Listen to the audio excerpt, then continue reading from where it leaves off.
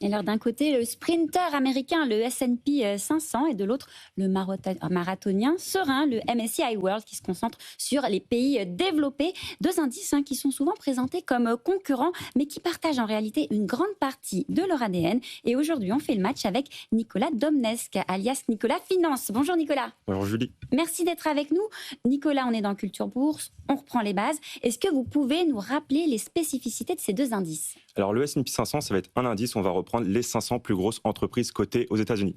Donc on aura un fort biais, boîte tech US, donc ça sera une seule géographie. Alors que le MSCI World, c'est un indice plus diversifié, on aura un peu d'États-Unis, de l'Europe, du Japon, donc c'est 1600 entreprises de 23 pays développés dans le monde. Donc pour résumer, S&P 500, 500 plus grosses boîtes américaines cotées, MSCI World, le monde développé.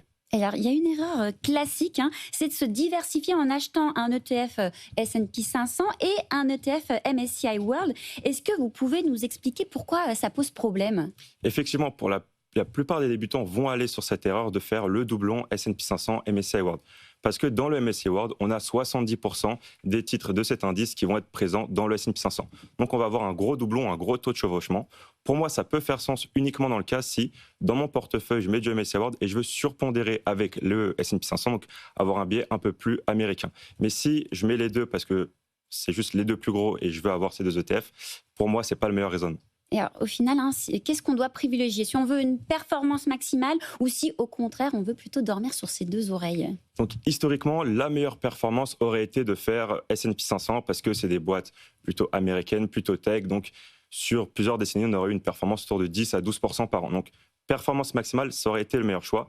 Mais pour un profil plutôt débutant, le MSCI World aurait fait plus de sens parce qu'on est plus diversifié, on a plus de zones géographiques, États-Unis, Europe, Japon.